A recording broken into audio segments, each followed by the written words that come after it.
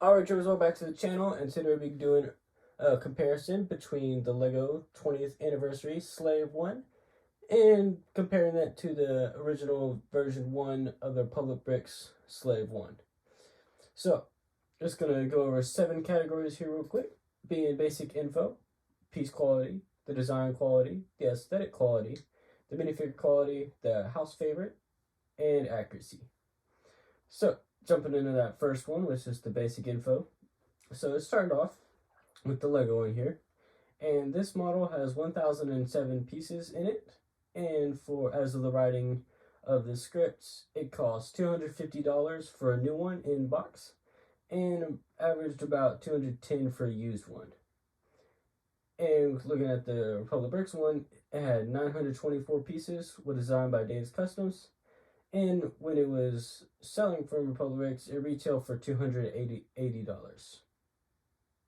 So, just looking at the price per piece and different metrics such as that, it would appear that the Lego one is a better quality buy here. And so Lego will win that first point for this first section. And we'll go ahead and move on to the next one. Moving on from that, just the basic info there, to the piece quality section. So, as is general knowledge, so a new in-box 20th Century Anniversary Slave 1 from LEGO will have all new pieces from the factory, built and made specifically for this set.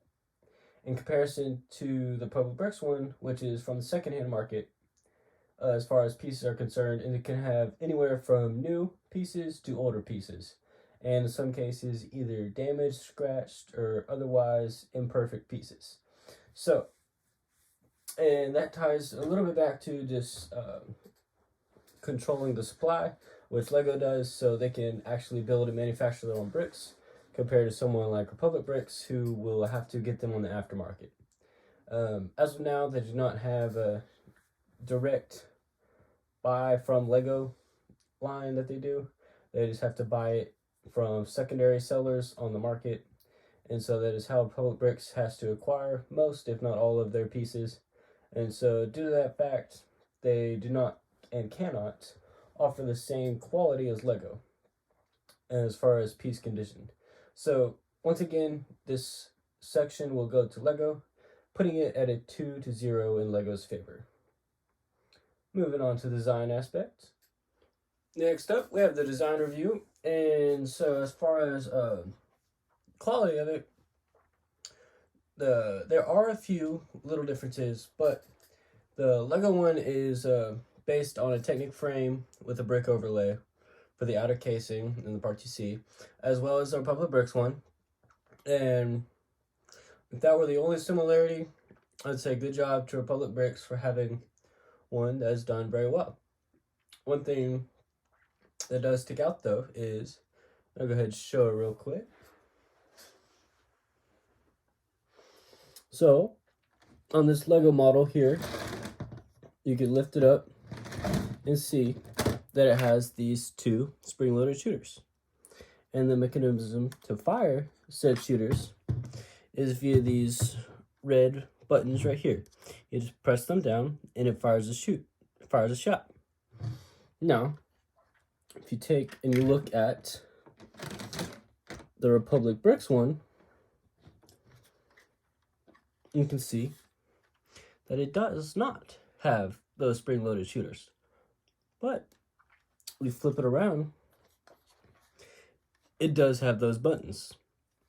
So that is a very clear indication to me that despite the good quality and appearance of the design, it was not an original design. It was in fact very heavily based off the 20th anniversary one from LEGO, which in itself is not bad. It is definitely a good idea to build off of something LEGO has done and add your own unique touch to it. But as far as quality and who has arguable better quality, I would say this point would have to go to LEGO, simply because the Republic Brick one borrowed from the LEGO design in a lot of ways, down to the carrying handle, which was a good addition as well, the spinning mechanism for inside the cockpit, the shaping and contouring of the sides, which on the Lego one is those green half circle things that will come up, and on the Public Bricks ones is the ones in black. And so even the wings on the side that fold, aside from a little yellow and the little teeth on the Republic Bricks and Lego respectively, there is little to no difference. So as just for that reason alone, I would say it is only fair to give credit for the design, sturdiness, quality, and all associated things with the design to Lego. Simply because the Republic Bricks one is based on it, based on the Lego one. So yes, they're both very good, but due to the fact that it is based on the Lego one that was originally first seen by the Lego designers, I will have to give that point to Lego. So with that point being given to Lego, it puts Lego at a 3-0 lead over the Public Bricks. And that brings us on into the next one, which is our aesthetic quality. So, moving on to the aesthetic quality of each design, and we'll just lead it off by saying both designs look very good, very well done, and to the credit of the designers from all sides, even though the Republic Bricks one did heavily borrow from the Lego one, it is still a good design nonetheless as far as coloring and shaping and all that other stuff goes. And one thing I would really like to point out here, and like to kind of lead off and point out, is that if you look on this Lego one, right above this green plate here, you can see a hint of blue. And what that is part of the, and I'll pull it closer in case you can't see it, right here. It's part of the internal structuring of the Technic and just the Technic framework built to keep it sturdy. And so, if you look on the Republic Bricks one, you can see, if you look very closely, that it has a gray right there instead of the blue. And it is also covered up by this panel. So, that is, to be honest, the biggest thing that really pops out to differentiate them. And of course, there are things such as these 2x3 wedge bricks right here being used versus these 3 by, I believe, 6 or 8 sloped pieces being used there to create that contouring there for the ship, and from the general panel shaping here versus there. That is the Technic being visible on this one, and especially in a color that is not present anywhere else on the ship, aside from these Technic pieces down here. But to be fair, they are also on the one down there, and it's not too big of an issue for those bottom ones because it's hidden and kind of hard to find, but that one is very easily visible in my opinion. And so just for that fact alone, and everything else being so similar and not really differentiable, I would say that for the aesthetic purposes, you just put it on a shelf, look at it.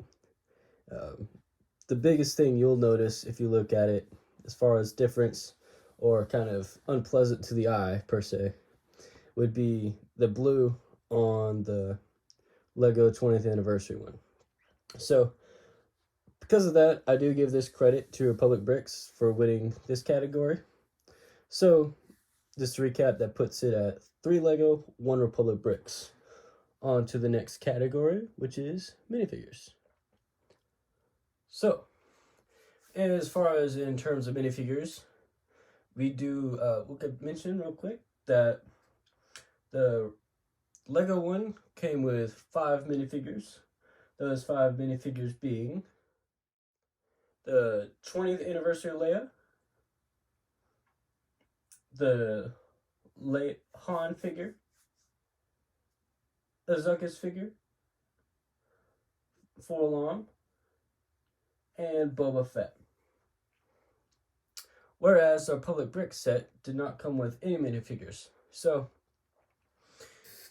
5-0, I mean, it kind of speaks for itself that the Lego one is going to be a better value in that aspect. So unfortunately for the Public Bricks one, that is something that just it's not come with any minifigures. So unfortunately for that, this point does go to Lego, making it total of 4-1. Moving on to our sixth segment here, being the house favorite. This is basically just where I pick which one I like better and I tell you why. So this, as I'll say throughout other comparisons I will be doing throughout the channel, this is purely based on my own logic, and for most viewers it could mean very little, and to some it could mean a lot as far as swaying their opinion, giving them different insights, or just me bringing up something that otherwise wouldn't have been mentioned, or something that I particularly care to see more. But anyways, enough said about that. Let's go ahead and talk about it. So I did give this one to the Public Bricks Jango Fett Slave1, and mostly because, I mean, we get so many of Boba Fett's Slave1. I mean, we get one like what? Every other year. So at this point, it's more saturation of the Boba Fett Slave1 compared to the almost non-existence of the Jango Fett one. So it is a little based on just different things as far as designs and quality and pictures and stuff like that. For instance, I am partial to the white, blue, and yellow, and it just looks better to me than the red and green. I don't know. It's just personally drawn more to the blue and whites and yellows than the red and greens. And also something else I'll point out in a minute about the specific design accuracies and coloring and stuff like that. But just in general, I do prefer the Public Bricks one, as well as it is more built for displayability instead of playability. It does have playability built in, but that is more or less a byproduct of copying the Lego design than it is of specifically intending to have playability in it. And something that, for me, I personally don't like stud shooters or spring launch missiles, or anything of that sort on vehicles, and which is another key factor here, and that the Lego one does have it, and being kind of, in my opinion, an eyesore on the ship, which would otherwise be a very good ship, very well done, very well built, and all those other things about it. But to me, I have both the bias towards the blue and white color scheme and against the spring-loaded shooters. So for those reasons, as well as one other one, which I'll bring up here in just a minute, I do prefer the Public Bricks one. So that does bring the total tally to 4 Lego, 2 Public Bricks. Jumping into our last one here with accuracy. So it brings us up to our last topic here, this being general accuracy to the in-universe design. So I'll go ahead and put up some different reference images here real quick. So we'll start off with the Lego one here and just kind of focus on that one for a second.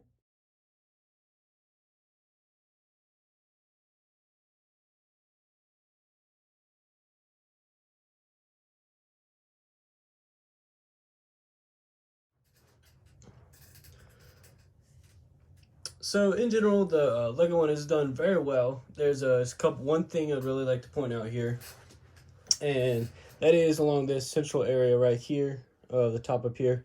So if you saw in the reference image I put up, the green coloring down the central frame comes all the way till about parallel with this rounded out stuff right here, almost in line to where about these spring-loaded shooters are at, is where it should have come up to. And as you can see here, the Lego one does not do that. It used gray. So that is one big glaring inaccuracy that I saw. Other than that, there wasn't really much. I mean, you could say that they should have made these grays up here a little wider and other stuff associated with that. But, I mean, that's not like too big of an issue, and I'll point out why in just a minute. As far as comparison goes, it did have a couple of different things, just minor, such as this blue, which I already pointed out earlier, not being there. But, I mean, aside from that, it is very well done. A very good ship, very good aesthetically, design and coloring specifically. And so yeah, and then that brings us to the Jango Fett one, which I'll go ahead and put up that reference image here. So looking at the image you have on screen now is the reference image I use for determining the accuracy of it. So if you look on the screen, you can see that it has the yellowish kind of stripe or dot in the top middle of the beam across the top that the guns are placed on. The central area, as pointed out earlier on the other one for the inaccuracy there. And you can see that as you go down towards the guns on the ship, starting from the cockpit window down towards the gun, it has that black stripe up the middle with the green and yellow on what would be the right side if you're looking at it from a top-down angle with the cockpit at the top of the picture. It has the yellow stripe with the green on it, and then you move over just a little bit and you can see the yellow stripes coming off the side once you get down to the bottom where the blues are at. And so if you look back here on the ship, you can see the same thing with the yellow up here, the top middle, the yellow stripe right here fading into the green with on the black middle in here in general. And off the side, you can see this yellow here coming on the side, and then it is mirrored on the other side as well. If you want, you can rewind back or just kind of look at here. On the front here, well, one inaccuracy it had here was there showed more gray areas here on the front, and then it's faded down to the bottom. So that is the biggest problem here that is not reflected well.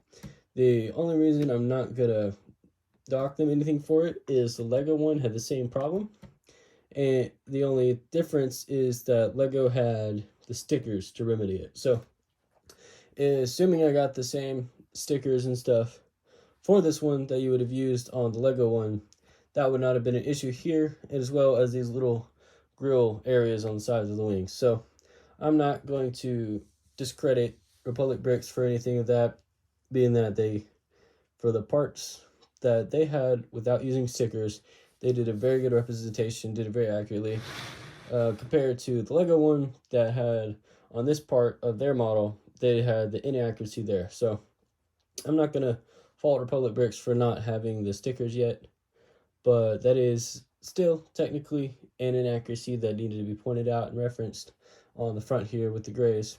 But as I said, that is not something I fault them for. Alrighty, so this concludes the comparison between the LEGO 20th Anniversary Slave 1 and the Republic Bricks Jango Fett Slave 1. And let me guys know what you think. Total did come out here to 4-3 with LEGO's favor. And I think what really helped it the most was the minifigure selection with the Lego one versus the no minifigures at all for the Jango Fett one. So I think in the coming years, as Republic Bricks starts to add different figures to his sets or add-ons or stuff to that nature, that it will be closer and closer comparison-wise, quality-wise. And assuming one day he is able to and does do stickers and other printed pieces associated with his sets, then that would be even better for Republic Bricks. But yeah, so this one did go to Lego, but like I said, is my opinion, mostly due to Lego one offering minifigures that Republic Bricks is not currently able to counter to, and as well as Lego's complete ownership on supply of Lego bricks. So if Lego hadn't made the part and they need a part for a set, they can make the part for the set. If Lego had made a part that would fit nicely in a Republic Bricks set, then Republic Bricks unfortunately cannot use said piece in the set because they do not have the means or ability to make their own pieces. So that is another thing that I think really helps Lego here.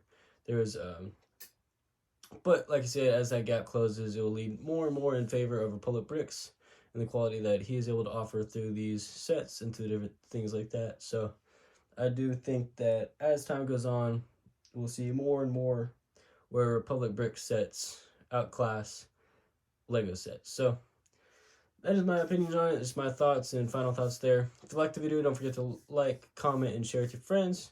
If you're new, go ahead and hit that subscribe button, and I will see you all next week.